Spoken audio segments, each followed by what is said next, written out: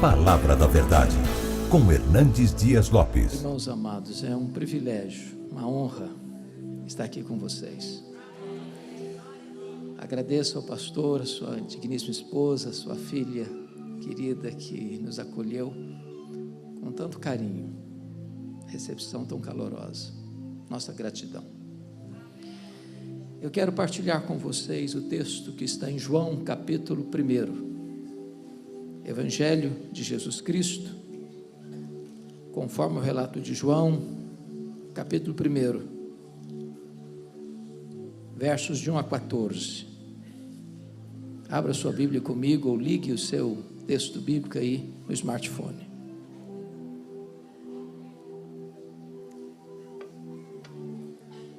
João 1, de 1 a 14. Não feche mais a sua Bíblia, por favor. Mas antes da leitura desse texto, é muito importante entender que o Evangelho de João é a obra literária mais importante da história da humanidade. Nunca nenhuma obra foi tão vertida para outros idiomas e tão largamente distribuída no mundo do que o Evangelho de João. Já passam de 4 bilhões de exemplares. João escreveu este Evangelho no final do 1º século, quando os outros evangelhos sinóticos, Mateus, Marcos e Lucas, já circulavam nas igrejas há mais de 20 anos. João escreveu este Evangelho quando os outros apóstolos, todos, já estavam mortos, e mortos pelo viés do martírio. João escreveu este Evangelho para defender a fé cristã de um ataque frontal, de uma heresia perigosa, que quase devasta a igreja nos 3 primeiros séculos, uma heresia chamada de gnosticismo, uma espécie de casamento espúrio entre a fé judaica e a filosofia grega. Todos vocês sabem que desde que Alexandre conquistou o mundo, é que o pensamento grego se espalha, a helenização domina o mundo. E um dos pilares do pensamento grego era o chamado dualismo, a matéria é essencialmente má, o espírito essencialmente bom. Desta maneira, os gregos negavam 3 doutrinas do cristianismo: a criação, a encarnação e a ressurreição. Na mente de um grego era impossível que Jesus Cristo fosse Deus e homem ao mesmo tempo, porque se ele tinha um corpo, e ele tinha, e o corpo é físico e material, e ele é, e se eles pensavam, a matéria é má, então Jesus não podia ser bom. Se Jesus não podia ser bom, não podia ser Deus.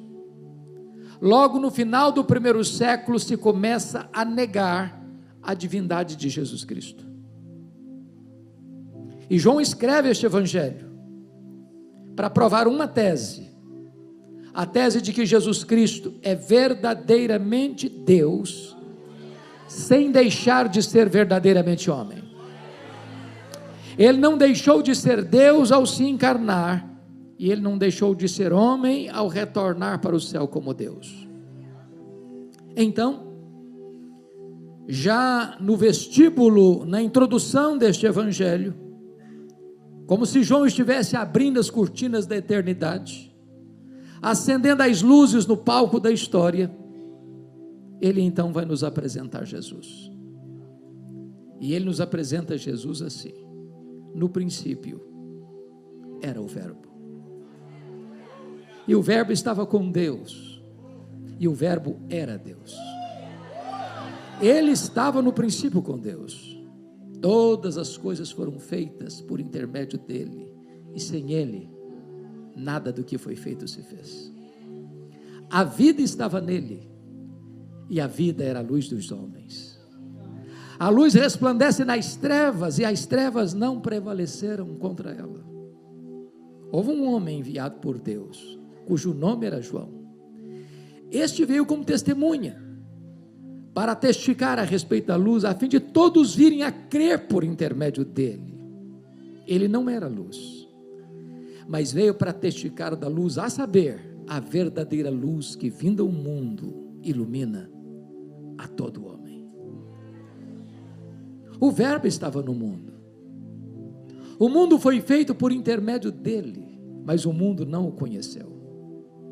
Veio para o que era seu e os seus não o receberam. Mas a todos quantos o receberam, deu-lhes o poder de serem feitos filhos de Deus. A saber, aos que creem no seu nome, os quais não nasceram do sangue, nem da vontade da carne, nem da vontade do homem, mas de Deus.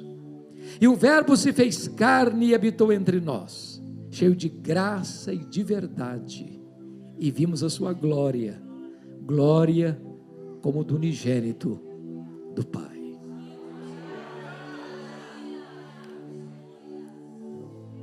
Ao abrir as cortinas da eternidade, João já quase nos tirou o fôlego, quando diz assim: no princípio era o Verbo. Vocês que devem ter uma noção melhor do que a minha, possivelmente, da língua portuguesa, percebem aí que o verbo ser não está no pretérito perfeito. Ele não diz no princípio foi o verbo, mas está no pretérito imperfeito. No princípio era o verbo. Isso significa que quando tudo teve um princípio, e no princípio criou Deus os céus e a terra, o verbo já existia. O verbo preexiste ao começo, preexiste ao início, preexiste à criação.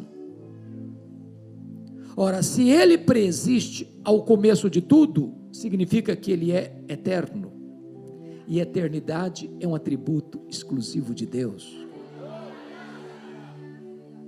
Em 1978 eu li um livro, difícil de ler, importante de ser lido, As Categorias de Aristóteles.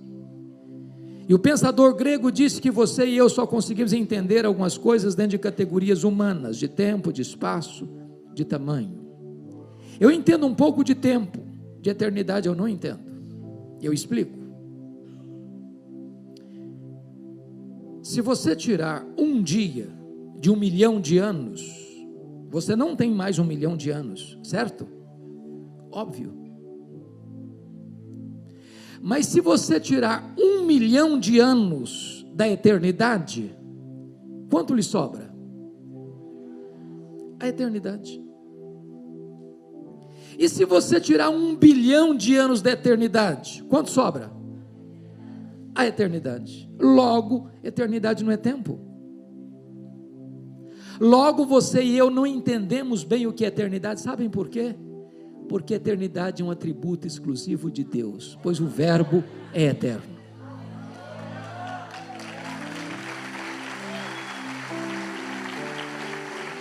E João diz que ele estava com Deus. Essa expressão na língua grega significa que ele estava face a face com Deus. Se Deus é uma pessoa e Deus é, e se o Verbo estava face a face com Deus, logo o Verbo não é um ser impessoal, como pensavam os gregos, mas um ser pessoal, da mesma essência e da mesma substância de Deus.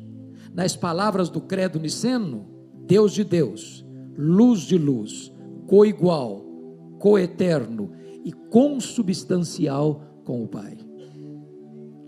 E João avança e diz: e o Verbo era Deus.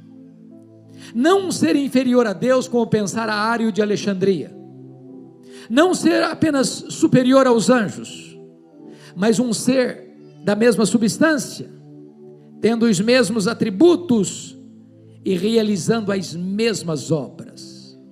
Daí preciso concordar com o grande pensador C.S. Lewis, quando disse: com respeito a Jesus, você só tem 3 opções. Ou ele é um mentiroso, ou ele é um louco, ou ele é Deus. Se ele não é quem ele disse ser, ele é um mentiroso. Se ele não é quem ele pensou ser, então ele é um louco. Mas se Ele é quem Ele disse ser, então Ele é Deus. Foi Ele quem disse: quem me vê a mim, vê o Pai, porque eu e o Pai somos um. Algumas pessoas dizem assim: bom, eu creio que Jesus foi um grande profeta, Ele foi um mestre moral. Outros dizem: ele foi um espírito iluminado. Mas Deus ele não foi. Isso é impossível. Isso é impossível. Porque alguém que mentiria sobre a sua própria identidade não pode ser um grande profeta, nem um mestre moral, muito menos um espírito iluminado. Só nos resta uma opção: é curvarmos-nos aos seus pés como Tomé e dizer: Senhor meu e Deus meu. E João avança e diz: ele estava no princípio com Deus. Que princípio? No princípio criou Deus os céus e a terra. Quando os céus e a terra foram criados, o nosso glorioso Redentor estava lá. Mas não estava lá passivamente, ele estava lá ativamente, porque o verso 3 diz assim: todas as coisas foram feitas por intermédio dele, e sem ele nada do que foi feito se fez. Isso nos leva a 4 conclusões inevitáveis. Primeira, a matéria não é eterna como pensavam os gregos. A matéria foi criada, e criada pelo nosso glorioso Redentor. Este mundo é feito de matéria e energia. Matéria e energia não criam a si mesmas. Este mundo é governado por leis. Leis não formam e não criam a si mesmas. Logo, alguém fora da matéria, independente da matéria, maior do que a matéria, criou do nada todo o universo e estabeleceu leis para governá-lo, pois este é o nosso glorioso Redentor. Segundo, este mundo não vê existência por geração espontânea. A teoria da geração espontânea não está calçada com a verdade. Desculpem da expressão. Este mundo não pariu a si mesmo. Este mundo não deu à luz a si mesmo. Esse mundo não vê existência por iniciativa própria. Este mundo foi criado, e criado pelo nosso glorioso Redentor. Todas as coisas foram feitas por intermédio dele, e sem ele nada do que foi feito se fez. Terceiro, esse mundo não é fruto de uma mega explosão cósmica. A teoria do Big Bang não tem o apoio da verdade. Sabem por quê? O caos não produz o cosmos. A desordem não produz a ordem. Seria mais fácil eu acreditar que se eu jogasse 1 bilhão de letras para o espaço, elas caíssem como uma grande enciclopédia, do que eu acreditar que uma mega explosão produziu esse universo tão vasto, tão insondável, com leis tão precisas, com movimentos tão harmônicos. Eu posso lhes garantir que é preciso ter mais fé para ser um ateu que para ser um crente. Todas as coisas foram feitas por intermédio dele, e sem ele nada do que foi feito se fez.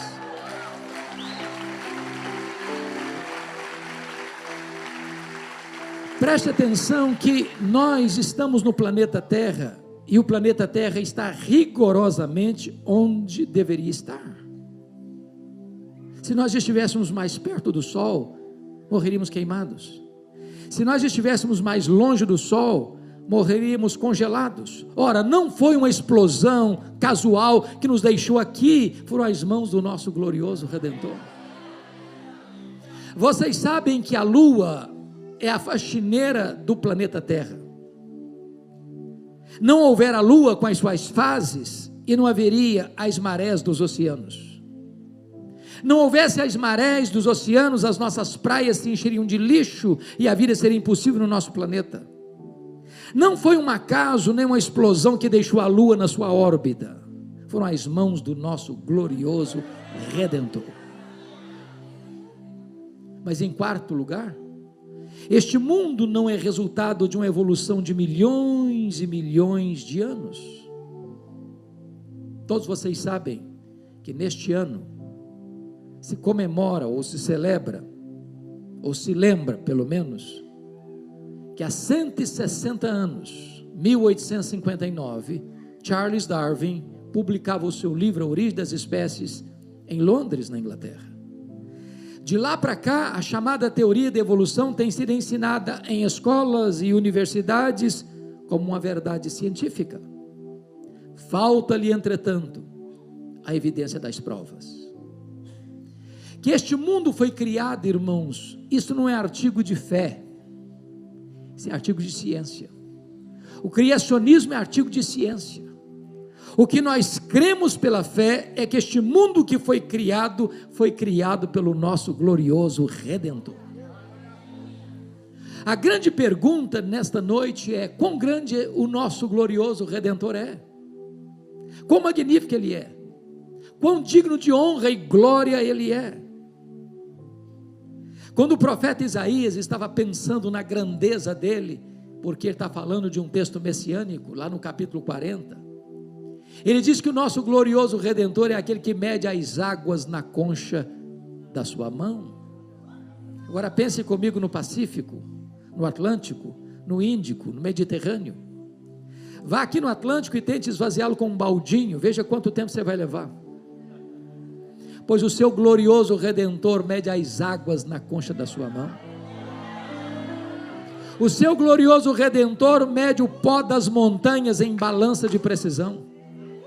O seu glorioso Redentor mede os céus a palmos. O seu glorioso Redentor espalha as estrelas no firmamento, e por ser forte em força e grande em poder, quando as chama pelo nome, nenhuma delas vem a faltar. O seu glorioso Redentor olha para as grandes nações e as grandes potências econômicas e militares da terra e considera todas elas como um pingo que cai num balde, como um pó numa balança de precisão, como um vácuo, como nada, como menos do que nada, pois esse é o seu glorioso Redentor.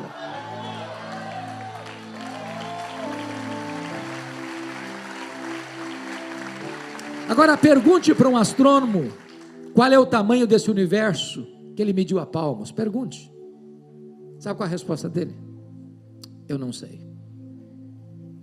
E quando ele diz eu não sei, ele não está confessando uma ignorância absoluta. Ele está afirmando que nenhum homem, por mais robusto que seja o seu conhecimento e por mais peregrina que seja a sua inteligência, é capaz de afirmar categoricamente qual é o exato tamanho desse universo. Isso é uma matéria ainda em estudo. Mas eu posso lhes garantir que o universo não é infinito, porque a infinitude é um atributo exclusivo de Deus. O que os cientistas já sabem e afirmam é que o nosso universo tem mais de 93 bilhões de anos-luz de diâmetro. E o que significa isso? Significa que se você voasse a velocidade da luz, 300 mil quilômetros por segundo, nessa velocidade, você demoraria mais de 93 bilhões de anos para ir de uma extremidade à outra do universo. Pois o seu Redentor criou tudo isso. Ele é maior do que tudo isso. Não há um centímetro desse universo onde eu não possa dizer, isso aqui é meu, eu criei isso aqui, sou dono disso aqui, e sou senhor sobre isso aqui. Este é o seu glorioso Redentor. Pergunte a um astrônomo quantas estrelas existem. Sabe qual é a resposta dele? Eu não sei. O que eles já sabem e afirmam é que há mais estrelas no firmamento do que todos os grãos de areia de todas as praias e desertos do nosso planeta. Vá um dia à praia, encha a concha da sua mão de areia, leve para casa, bote numa tábua de vidro e tenha paciência de contar quantos grãos de areia você consegue colocar na concha da sua mão. Pois há mais estrelas no firmamento do que todos os grãos de areia de todas as praias e desertos do nosso planeta. Mas ele não apenas criou todas elas, ele batizou cada uma delas pelo nome. E por ser forte em força e grande em poder, quando as chama pelo nome, nenhuma delas vem a faltar, pois este é o seu glorioso Redentor.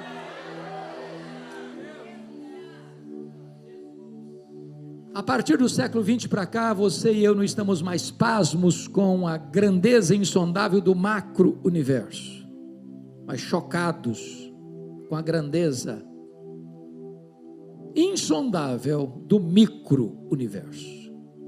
Por exemplo, se você pegar uma folha, por mais tenra que ela seja, lá no seu quintal ou na sua varanda, aquela folha é mais complexa do que a cidade de Bertioga. Se você abrir a sua geladeira e pegar um ovo e quebrá-lo numa frigideira, aquela gema é mais complexa do que qualquer máquina que o homem já inventou. Dr. John Wilson, uma das maiores autoridades no mundo em oftalmologia, um dos grandes mestres de Harvard, diz que você e eu temos em torno de 2 milhões de fios duplos encapados em cada um dos nossos olhos, e se não for assim, haveria um curto-circuito e nós ficaríamos cegos.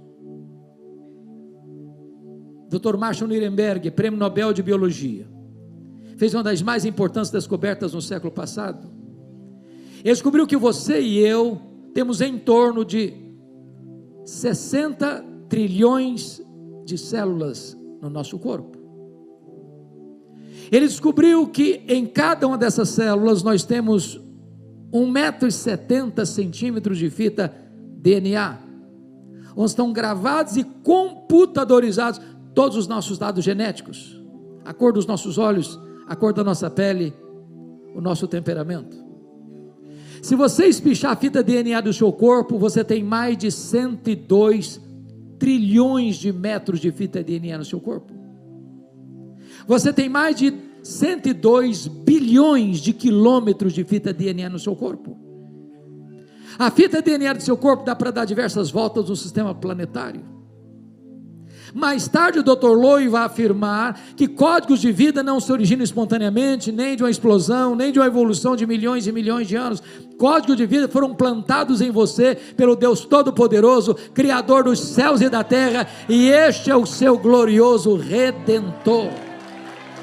Todas as coisas foram feitas por intermédio dele, e sem ele nada do que foi feito se fez.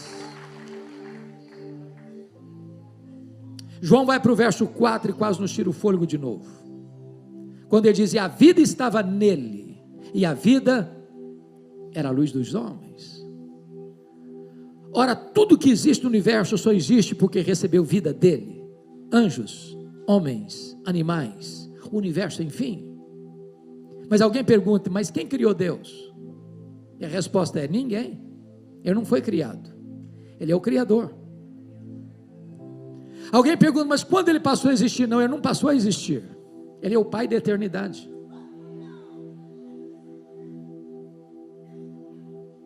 Ele é autoexistente, mas é ele quem dá vida a todos. O simples fato de você estar aqui hoje é prova que ele existe,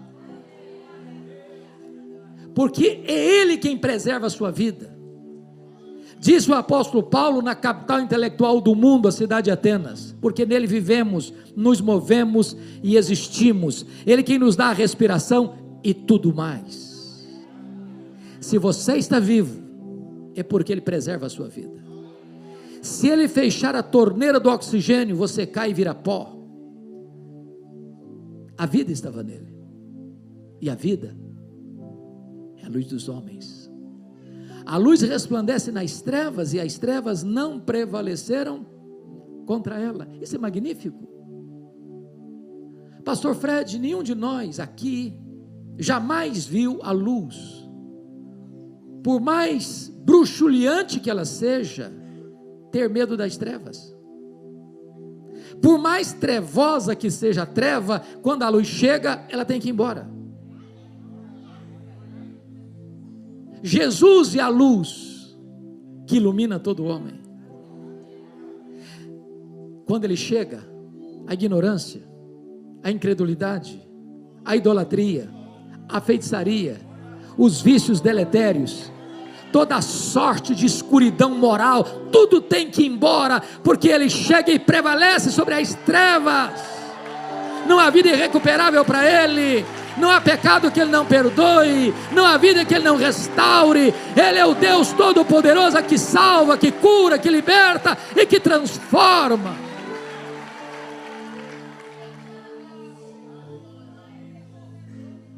Eu disse para vocês que João escreveu este evangelho para provar uma tese. Qual tese? Jesus Cristo é verdadeiramente Deus. Até aqui, dos versos 1 a 5, ele provou essa tese de duas maneiras. Ele é Deus porque tem os mesmos atributos de Deus. Ele é eterno, Ele é pessoal, Ele é divino, Ele é autoexistente. Mas Ele é Deus porque também realiza as mesmas obras de Deus. Ele é o Criador e Ele é o doador da vida. Bom, se Jesus é tudo isso, e Ele é, então você não pode ficar neutro em relação a Ele. Então você precisa tomar uma decisão em relação a Ele. Concordando com o autor do livro A Ética da Decisão, eu preciso dizer para você hoje, que você é escravo da sua liberdade. A única coisa que você não pode deixar de fazer nessa noite, é tomar uma decisão, em relação a Jesus Cristo. Talvez você até argumente, bom, mas eu entrei aqui e eu não tenho decisão nenhuma. Aliás, eu estou indeciso. Então vou lhe dizer, que a indecisão é uma decisão. A indecisão é a decisão de não decidir. E em relação a Jesus, quem não decide por Ele, decide-se contra Ele. Quem comigo não ajunta, espalha. Quem não é por mim, é contra mim. A partir de agora, do verso 6 ao verso de número 13, João vai nos apresentar 3 decisões em relação a Jesus Cristo. A primeira delas, os versos 6 a 9, a decisão de João Batista, dando a ele a glória devida ao seu nome. A segunda decisão, nos versos 10 e 11, a rejeição de Jesus Cristo. A terceira decisão, versos 12 e 13, a aceitação de Jesus Cristo. Vamos olhar o primeiro, versos 6 a 9, está escrito assim: houve um homem enviado por Deus, cujo nome era João. Este veio como testemunha para testificar da luz, a fim de todos irem a crer por intermédio dele. Ele não era luz, mas ele veio para testificar da luz, a saber, a verdadeira luz que vinda ao mundo, ilumina a todo homem. Agora pensem comigo. De Malaquias, o último profeta do Velho Testamento, a João Batista, tem 400 anos, que nós chamamos de silêncio profético.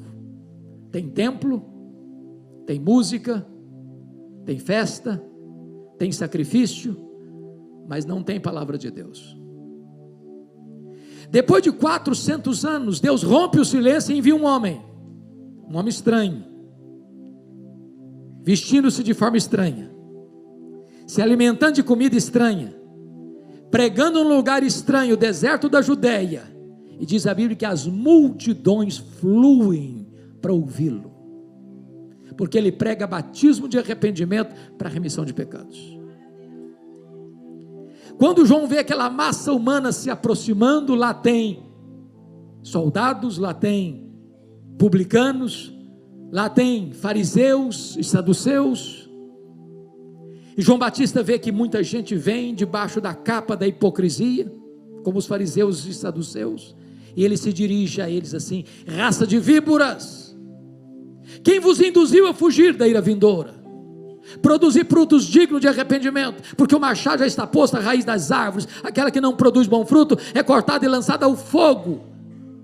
E as multidões estão vindo, confessando os seus pecados e sendo batizadas no Jordão para a remissão de pecados. E de repente, diz a Bíblia em Lucas, que dessa multidão, sem exceção, todos começam a cogitar algo perigoso. Se porventura o próprio João não seria o Cristo? E essa pergunta tentadora com a voz aveludada da serpente, beija os ouvidos de João Batista, com a pergunta pessoal: porventura, tu não és o Cristo? Olha a tentação aí, olha o perigo aí, olha a tentativa de botar um homem no pedestal aí. Se João tivesse engolido aquela isca venenosa, ele poderia ter pensado assim: bom, na verdade, já que todos acham que eu sou, e eu acho que eu sou um fenômeno, olha aí o que está acontecendo, essa multidão toda atrás de mim. Mas ele não engoliu a isca, ele foi claro: eu não sou o Messias, eu não sou o verbo, eu sou apenas uma voz que clama no deserto. Eu não sou a luz, eu vim para testificar da luz, a saber, a verdadeira luz que vinda ao mundo ilumina todo homem. Eu não sou o cordeiro, eu aponto para ele e digo: eis o cordeiro de Deus que tira o pecado do mundo. Eu não sou o noivo, eu sou apenas amigo do noivo. Eu batizo com água, mas aquele que vem depois de mim é mais poderoso que eu, e ele vos batizará com o Espírito Santo e com fogo. Eu não sou nem sequer digno de me curvar, desatar as correias das suas sandálias. Eu tenho um lema de vida: convém que ele cresça e que eu diminua. O que João Batista está nos ensinando, meus amados irmãos, é que nós nunca deveríamos querer receber a glória que só pertence a Jesus. Ele não divide a sua glória com ninguém. O que João Batista está nos ensinando é que nós nunca deveríamos querer ocupar um lugar onde Deus nunca nos colocou. Dê toda a honra a Ele, porque tudo vem dEle, tudo é por meio dEle e tudo é para Ele. Mas agora vem a segunda reação, confira comigo os versos 10 e 11. O verbo estava no mundo, o mundo foi feito por intermédio dEle, mas o mundo não o conheceu. Prestem bem atenção. Nesse único versículo 10, a palavra mundo aparece 3 vezes. No grego é a mesma palavra, cosmos, cosmos, cosmos. Mas cada vez que a palavra aparece, ela tem um significado diferente. O verbo estava no mundo geográfico. O mundo físico, material foi feito por intermédio dele, mas o mundo das pessoas não o conheceram. Ao ler a sua Bíblia, cuidado, porque uma mesma palavra, num único versículo, repetida, pode ter mais de um significado. Mas a coisa fica clara no verso 11, quando diz: veio para o que era seu, e os seus não o receberam. Quem são os seus aí? Quem são os seus aí? São os judeus, o povo da aliança, o povo da promessa. Mas não o receberam por quê? Por falta de luz? Não, por falta de olhos. Por falta de evidências? Não, por falta de fé. Porque toda a história do Antigo Testamento apontava para Jesus. Desde Gênesis 3,15, da semente da mulher nascerá aquele que esmagará a cabeça da serpente. Os patriarcas falaram dele, os profetas apontaram para ele. O cordeiro da Páscoa era um símbolo dele, o tabernáculo era um símbolo dele, a arca da aliança era um símbolo dele. O que estava dentro da arca, as tábuas da lei, o vaso com maná, a vara seca de Arã que floresceu, eram símbolos dele. As festas de Israel apontavam para ele, os sacrifícios do templo apontavam para ele, o sábado era uma sombra dele, tudo apontava para ele, ele a realidade. Na plenitude dos tempos ele veio, nascido de mulher, nascido sob a lei, para ser o nosso Redentor. O verbo se fez carne e habitou entre nós, cheio de graça e de verdade, e ele andou por toda parte, fazendo bem, libertando os oprimidos do diabo. Os cegos viram, os mudos falaram, os surdos ouviram, os coxos andaram, os leprosos foram purificados, os mortos ressuscitaram, e ele pregou o evangelho do reino. Mas os seus não o receberam. Uma das maiores dores do meu coração Como foi anunciado aqui, estou muito feliz que o pastor Fred está indo com a caravana desta igreja para Israel. Todo ano eu levo também uma caravana, já há 11 anos. Mas sabe o que dói o coração? Você chega em Israel hoje, e eles ainda estão esperando um Messias, que já veio em Jesus de Nazaré. A venda ainda está colocada em seus olhos. Cuidado para que você, diante de tantas evidências de que Jesus é o Messias, o Salvador, ainda tape os ouvidos à voz da graça e endureça o seu coração. Como disse Hebreus, como escaparemos nós se negligenciarmos tão grande salvação? Hoje é o dia oportuno, hoje é o dia da salvação, hoje Jesus está aqui poderoso para salvar você, para quebrar suas algemas, para romper os seus grilhões, para quebrar o poder do vício na sua vida e transformar você num filho de Deus, livre, salvo, perdoado, transformado pelo poder do Espírito Santo. Não rejeite a mensagem de Deus que ecoa aos ouvidos da sua alma nesta noite. Mas, amados, eu quero concluir levando para a última decisão desse texto, que está nos versos 12 e 13, a aceitação de Jesus. E está escrito assim: mas a todos quantos o receberam, deu-lhes o poder de serem feitos filhos de Deus, a saber, aos que creem no seu nome. Chama a sua atenção para a mais importante conjunção adversativa deste evangelho. Ao ler a sua Bíblia, preste atenção nas conjunções adversativas. Mas, porém, entretanto, todavia, entrementes, porque está contrastando o que disse antes com o que vai dizer agora. Em virtude da rejeição de Israel, está escrito assim: mas a todos quantos o receberam, deu-lhes o poder de serem feitos filhos de Deus.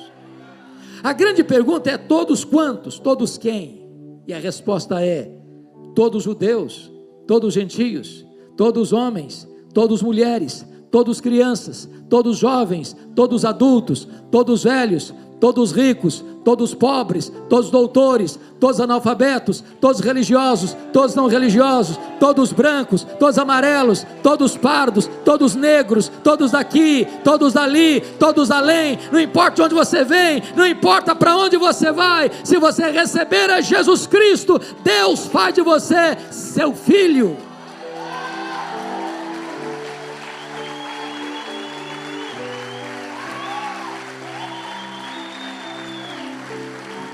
Fica claro, portanto, irmãos, que nem todos são filhos de Deus.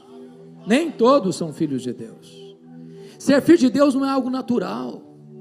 Ser filho de Deus é a coisa mais revolucionária, extraordinária e milagrosa que possa existir neste mundo. É quando Ele pega você, que estava escravo do pecado, estava dominado pelo pecado, vivia na casa do valente, na potestade de Satanás, no império das trevas. Ele arranca você de lá, Ele tira as suas algemas, Ele dá vida para você, Ele restaura você, Ele perdoa você, Ele faz de você uma nova criatura, Ele coloca o seu nome no livro da vida, e Ele faz de você membro da família de Deus.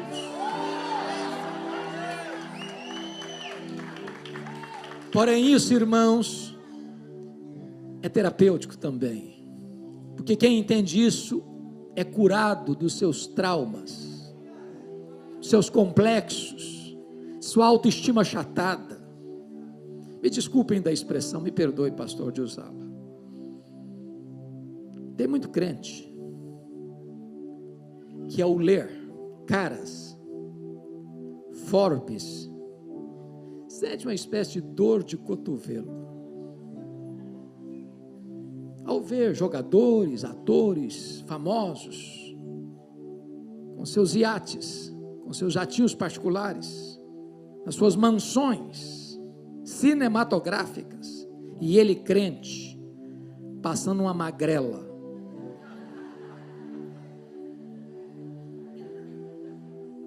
Deixa eu dizer para você, se você é filho de Deus, filha de Deus, corre em suas veias mais do que sangue azul. Você é filho do Rei dos Reis, do Senhor dos Senhores. Você tem uma herança eterna, imaculada e imarcessível. A riqueza que os homens acumulam aqui, irmãos, ficam aqui mesmo. Não atravessa o val da morte. Deixa eu ilustrar isso para você. Todos vocês sabem que o primeiro bilionário do mundo foi John Rockefeller. Quando esse primeiro bilionário do mundo morreu, ele morava em Nova York, um curioso foi ao cemitério para fazer uma pergunta para o contador dele. E aí, com muito jeitinho, espertamente, encosta no contador de John Rockefeller e pergunta assim: me fala aí, cara, me conta, quanto é que o doutor John Rockefeller deixou? E o contador olhou espantado para ele e disse: rapaz, ele deixou tudo, ele não levou um centavo. Não tem gaveta em caixão, não tem caminhão de mudança em enterro. Mas se você é filho de Deus, você tem uma herança eterna no céu. Eterna no céu. Nem toda a riqueza do mundo compraria a gloriosa posição que você tem, concedida de graça a você. Mas a todos quantos o receberam, deu-lhes o poder de serem feitos filhos de Deus, a saber, aos que creem no seu nome. Agora, preste atenção. João não quer, e nem eu, que você saia daqui confuso acerca do que significa ser filho de Deus. Por isso ele explica no verso 13: os quais não nasceram do sangue. O que significa isso? Significa que ser filho de Deus não é algo hereditário. Alguém pergunta: você é filho de Deus? É claro, meu pai é o pastor da igreja, minha mãe até dirige o círculo de oração.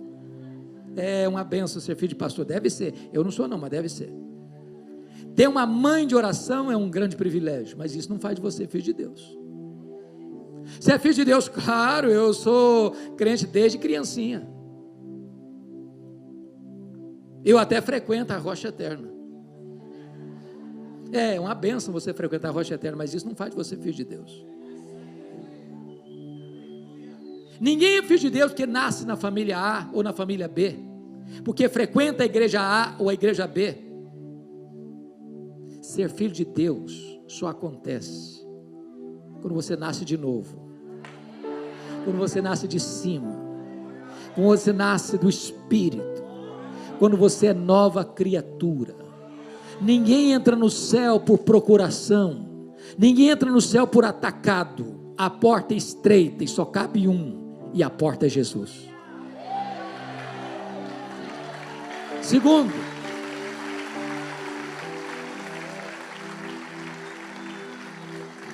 os quais não nasceram do sangue, nem da vontade da carne. Sabe o que significa isso? Nenhum de nós tem competência para se autoproclamar filho de Deus. Pense num dia bem gostoso, de feriado.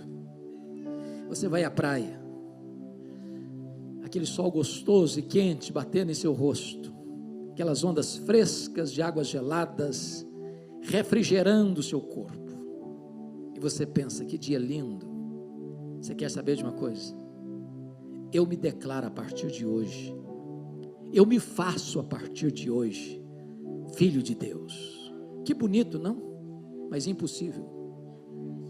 Você não tem esse poder, você não tem essa competência. Somente o próprio Deus pode fazer de você seu filho.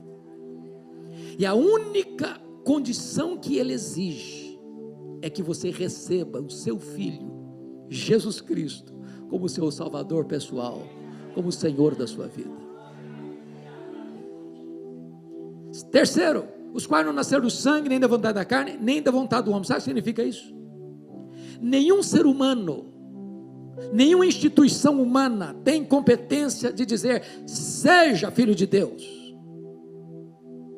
Nem os profetas, nem os apóstolos, nem Maria, nem Pedro, nem Paulo, nem os pais da igreja, nem os reformadores, nem os avivalistas, nem o pastor, nem o bispo, nem o sacerdote, nem o papa, nem qualquer igreja, nem qualquer concílio eclesiástico pode dizer para você, seja filho de Deus.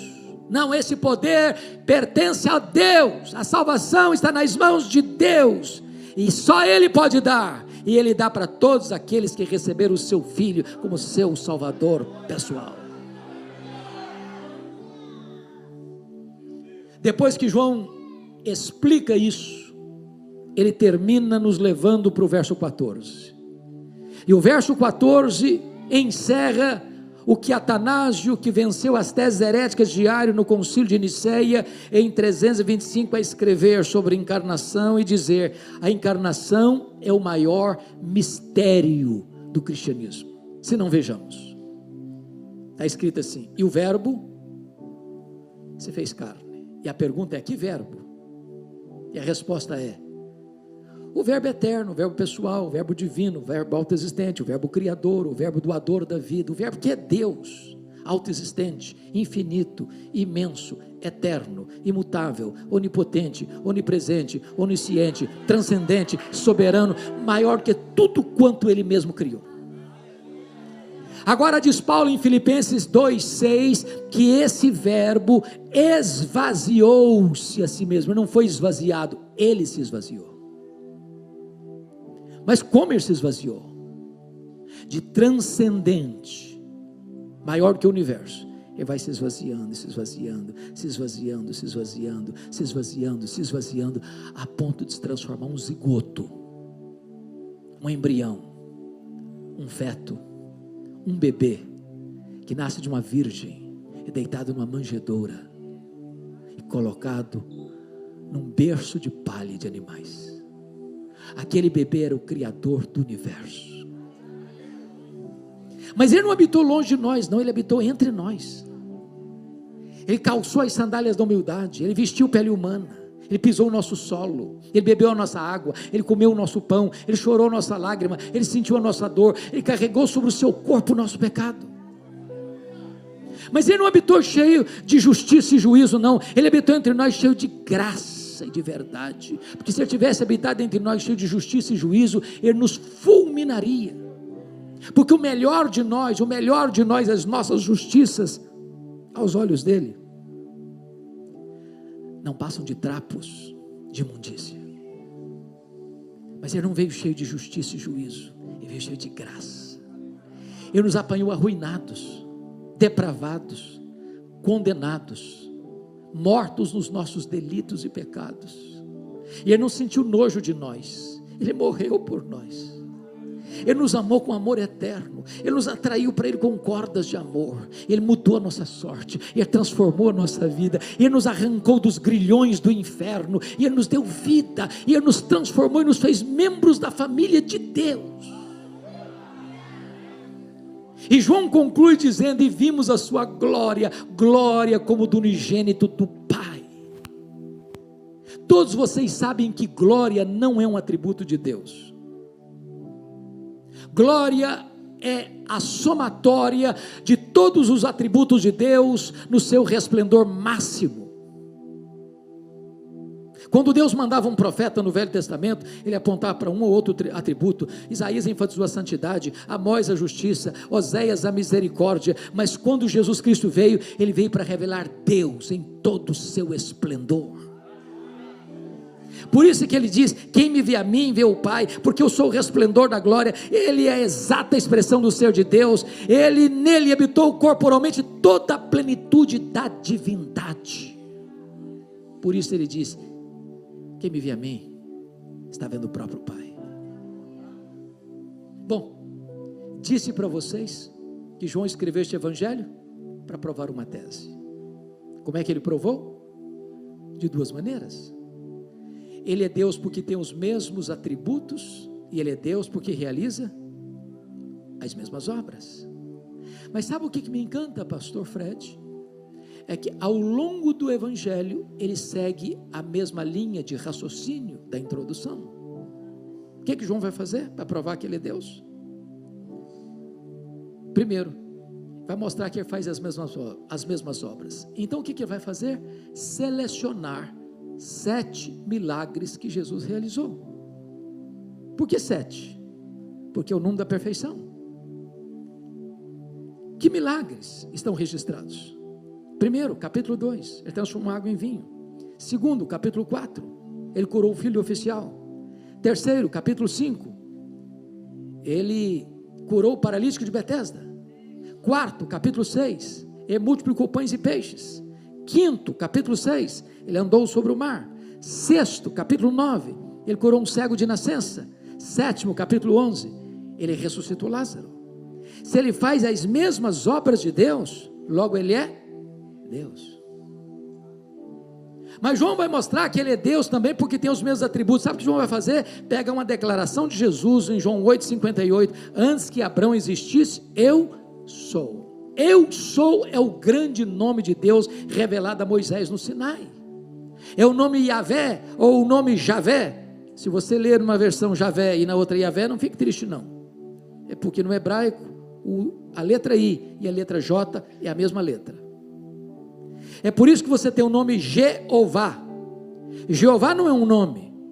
Jeová é a somatória das consoantes de Javé com as vogais de Adonai. E aí você tem o nome Jeová. Pois Jeová é o Jesus e Jesus é o Jeová do Velho Testamento. O que João vai fazer? Selecionar 7 declarações de Jesus, eu sou. Primeira declaração, João 6,35, eu sou o pão da vida. Segunda declaração, João 8,12, eu sou a luz do mundo. Terceira declaração, João 10,9, eu sou a porta. Quem entrar por mim será salvo, entrará e sairá e achará pastagens. Quarta declaração, João 10,11, eu sou o bom pastor dá a vida pelas suas ovelhas. Quinta declaração, João 11,25, eu sou a ressurreição e a vida, quem crê em mim nunca morrerá eternamente. Sexta declaração, João 14,6, eu sou o caminho e a verdade e a vida, e ninguém vem ao Pai senão por mim. Sétima declaração, João 15,1, eu sou a videira verdadeira e o meu Pai é o agricultor. Se ele tem os mesmos atributos de Deus, logo ele é Deus.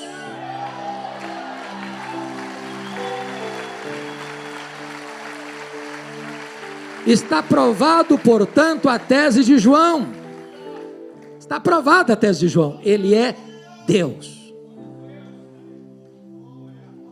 Mas eu não posso terminar sem esclarecer um mistério.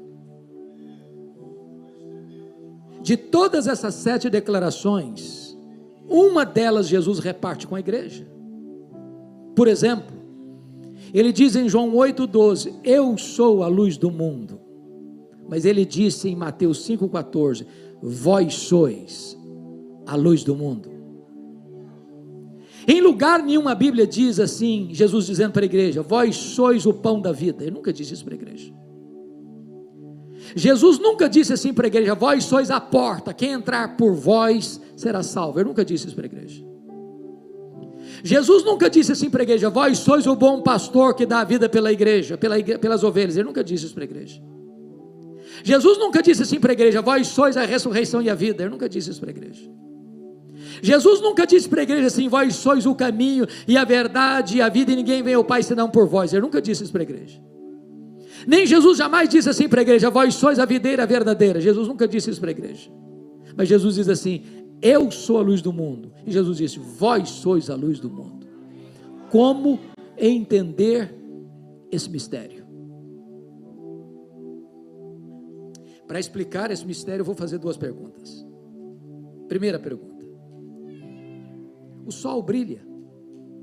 E a resposta é sim, o sol brilha. Mas por que o sol brilha? Porque o sol tem luz própria. Sabe por que Jesus brilha? Porque ele é o sol da justiça. Ele é a verdadeira luz que vindo ao mundo ilumina todo homem. Segunda pergunta: a lua brilha? E a resposta é sim, a lua brilha. Mas como a lua brilha? A lua não tem luz própria. A lua só brilha na medida em que ela reflete a luz do sol. Agora preste atenção no que eu vou dizer. Preste atenção no que eu vou dizer. A igreja não é luz do mundo na mesma medida que Jesus é luz do mundo. A igreja não tem luz própria. A igreja só é luz do mundo na medida em que ela reflete no mundo a luz de Cristo, o verdadeiro sol da justiça, a luz que vinda ao mundo ilumina todo homem.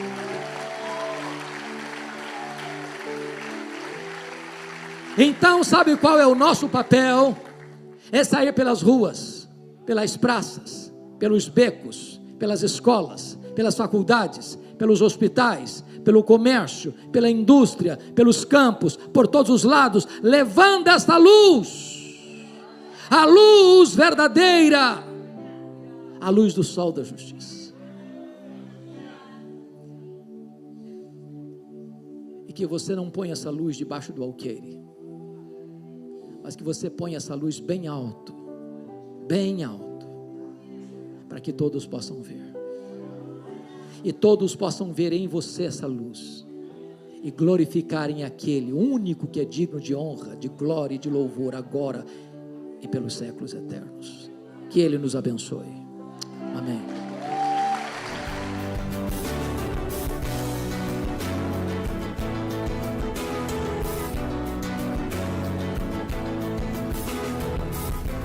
Palavra da Verdade, com Hernandes Dias Lopes.